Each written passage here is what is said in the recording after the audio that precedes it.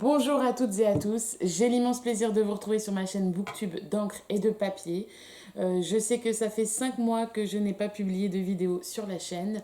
Comme je vous l'avais dit, j'avais des gros soucis de santé et en plus j'étais enceinte. Depuis, j'ai accouché d'un merveilleux petit garçon qui se porte très bien. Mais avec 2 enfants en bas âge, il fallait réapprendre, se réorganiser, surtout qu'on déménage bientôt. Donc, j'ai pas eu l'occasion de republier de vidéos depuis la naissance de mon fils il y a 2 mois et demi. Mais aujourd'hui, je suis là. Si c'est la première fois que tu débarques sur cette chaîne, eh ben, je m'appelle Lara. Ici, on parle de livres. Et aujourd'hui, je vous propose mon book haul du printemps, donc c'est-à-dire tous les livres que j'ai achetés au mois de mars, avril et mai. C'est parti, on commence tout de suite.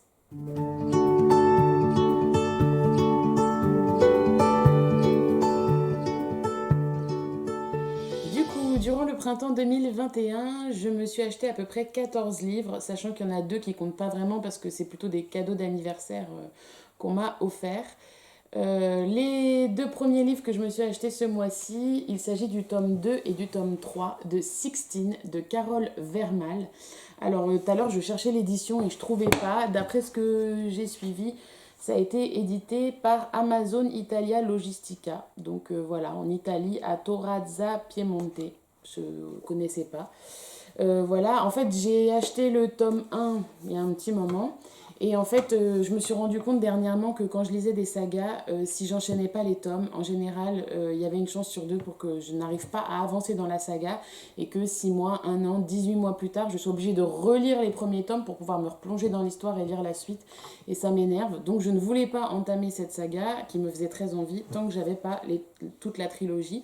Donc c'est chose faite, je vais pouvoir me lancer dedans.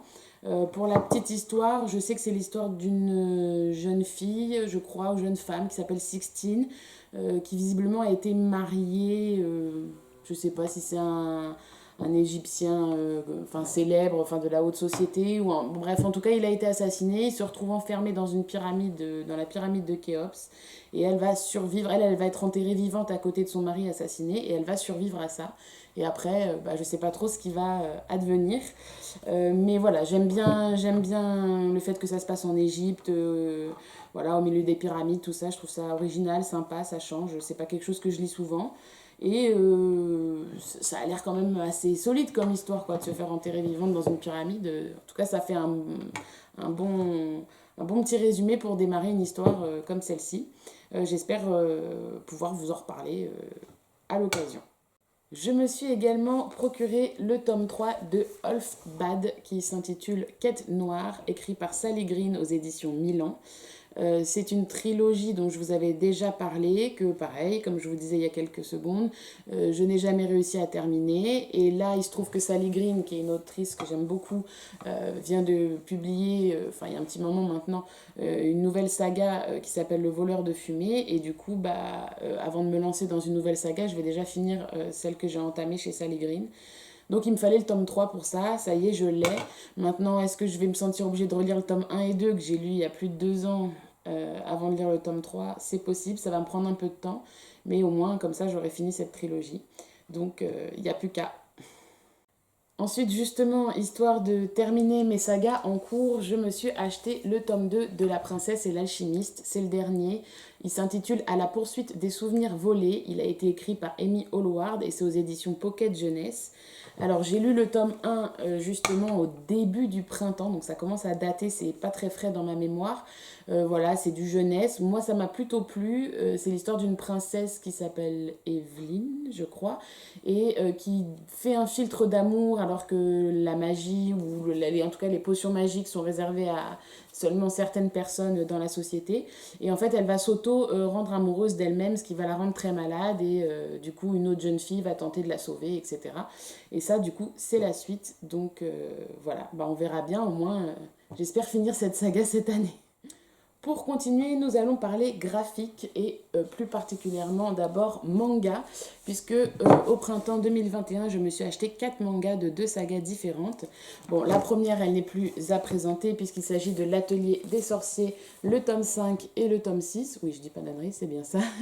Voilà, au cas où vous ne connaîtriez pas l'histoire, voilà, c'est une jeune fille qui se retrouve apprentie sorcière alors qu'elle n'est pas censée l'être, et qui a fait des bêtises avec la magie, qui veut sauver sa maman, enfants, il leur arrive plein d'histoires, on est dans plein de monde imaginaire.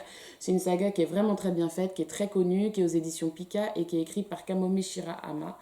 Voilà, je vous ferai de nouveau un point lecture de où j'en suis sur cette saga plus tard. Mais je pense qu'elle n'est plus à présenter. Au pire, je vous mettrai un lien de mes anciennes vidéos qui en parlent plus en détail. Mais pour pas plomber l'ambiance pour cette saga, on va s'arrêter là aujourd'hui. Sinon, la deuxième saga que je me suis procurée, alors je peux pas vous en dire grand chose, je sais juste que ça se parle de livres, c'est dans une librairie et que ça a l'air très sympa, un peu en mode steampunk, enfin je sais pas. Il y a quelque chose qui m'attire sans que j'en sache beaucoup, mais j'ai pas envie de relire le résumé. Donc il s'agit de Magnus of Library, le tome 1 et 2. Voilà, alors je les avais vus sur une première chaîne Booktube, je ne sais plus laquelle. Après, je crois que je l'ai vu repasser chez Pikitty, enfin chez Stéphanie. Et puis du coup, bah, je me suis lancée, je l'ai acheté. Je me suis pas encore lancée dans la saga parce que j'en ai plein en cours, mais elle me fait vraiment très envie. Moi, ça me plaît, des mangas qui parlent de livres, de librairie, tout ça, voilà. C'est écrit par Mitsu Izumi et c'est aux éditions Clown Kizuna. Voilà, en tout cas, les couves sont vraiment très chouettes. Je sais pas si vous voyez très bien de là où je suis, mais j'espère revenir vous en parler très bientôt. Pour continuer avec les graphiques, je me suis acheté l'anniversaire de Kim Jong-il aux éditions Delcourt Mirage de Ducoudray et Alag. Voilà, donc pour information, Kim Jong-il, c'est le dirigeant de la Corée du Nord. C'est une BD que j'ai déjà lue, hein, puisque je l'ai achetée au printemps. Donc je ne vais pas m'étaler trop dessus parce qu'on n'est pas dans un point lecture, mais c'est la Corée du Nord, en tout cas vue à travers les yeux d'un enfant qui a une dizaine d'années et qui est né le même jour que Kim Jong-il et qui raconte toutes les restrictions qu'il y a en Corée du Nord, comment ça se passe, la politique coréenne. Voilà, et c'est là qu'on se rend compte qu'en France, bon, on a beaucoup de chance, en tout cas on a plus de liberté. Donc voilà, franchement c'est un livre que j'ai trouvé très enrichissant et le fait que ce soit sous forme de BD, bah, ça rend la chose assez légère pour quelque chose qui n'est pas si léger que ça.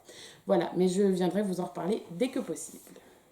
J'ai aussi acheté Les enfants de la résistance, le tome 7, Tombé du ciel, de R.C. Dugommier. Oui, c'est ça, Benoît R.C. Vincent Dugommier. Du coup, c'est aux éditions Le Lombard. Voilà, je me souvenais plus. Donc, ça raconte, hein, c'est très simple, la Seconde Guerre mondiale et notamment la résistance à travers les yeux des enfants et comment des enfants innocents et jeunes finalement peuvent prendre leurs responsabilités et essayer de se défendre. Voilà, j'adore cette saga, je vous l'ai déjà présentée. Ma grande question fatidique du jour, c'est est-ce que j'attends d'avoir fini de déménager fin octobre pour récupérer mes premiers tomes avant de découvrir le tome 7 ou est-ce que je le lis comme ça? Je sais pas trop. Je vais voir, je me laisse le temps de la réflexion. Dans ma pile à lire de BD peuvent également s'ajouter le tome 3 et le tome 4 de la boîte à musique qui est de la BD jeunesse. Alors le tome 3 s'appelle À la recherche des origines et le tome 4 La mystérieuse disparition. C'est aux éditions Dupuis. Les couvertures sont juste magnifiques comme tout le reste de cette BD d'ailleurs. Et ça a été créé par JG et Carbone. Voilà, c'est une saga donc jeunesse dont je vous ai déjà parlé, qui est géniale, qui se passe dans un monde imaginaire. Et en plus, ce que j'ai trouvé sympa, c'est que la fin du tome 2, si je me souviens bien, on s'apprête à changer un peu de monde et de contexte. Et du coup, j'ai été assez surprise et du coup, je suis assez pressée de découvrir la suite. C'est vraiment une jolie BD. Et je pense que quand j'aurai lu le tome 3 et le tome 4, je ferai peut-être un point avec vous sur cette saga pour vous donner un avis plus détaillé. Pour finir ce book haul du printemps 2021, quoi de mieux que de parler d'Harry Potter, puisque ça y est, enfin, alléluia, grâce à mon anniversaire de cette année, j'ai pu m'acheter Harry Potter 1 à l'école des sorciers, mais pas dans n'importe quelle édition, puisque c'est l'édition Gallimard avec les illustrations de Jim Kay, et c'est juste magnifique, il était sous blister, je l'ai enlevé. Et voilà, pour vous montrer par exemple, juste voilà, n'importe quelle page, quasiment sur toutes les pages, il y a des illustrations. Elles sont magnifiques. Et je rêve que d'une chose plus tard, c'est de lire Harry Potter à mes enfants sous cette version-là. C'est vraiment un collector, un incontournable en tout cas à mes yeux. Voilà, donc merci les copains. Et puis du coup, quand on fait une folie, tant qu'à en faire une deuxième, j'ai acheté également le tome 2 dans la même édition. Et puis j'espère bien me procurer les autres petit à petit en fonction de mes économies. Voilà, mais celui-là, du coup, j'ai laissé le blister parce que je voudrais pas que ça s'abîme dans le déménagement parce qu'on redéménage encore dans 8 semaines. Et voilà, j'espère juste que cette fois-ci, ce sera la bonne maison, que je pourrai installer mes livres une bonne fois pour toutes et être beaucoup plus à l'aise pour tourner des vidéos. Voilà, et ben c'est sur cette note de magie que se termine ce book haul. J'espère que ça vous aura plu. J'espère que ça vous aura peut-être donné des idées d'achat. Si vous avez envie de papoter lecture, de me mettre un petit pouce pour m'encourager, c'est avec plaisir. Et j'espère vous retrouver dès la semaine prochaine.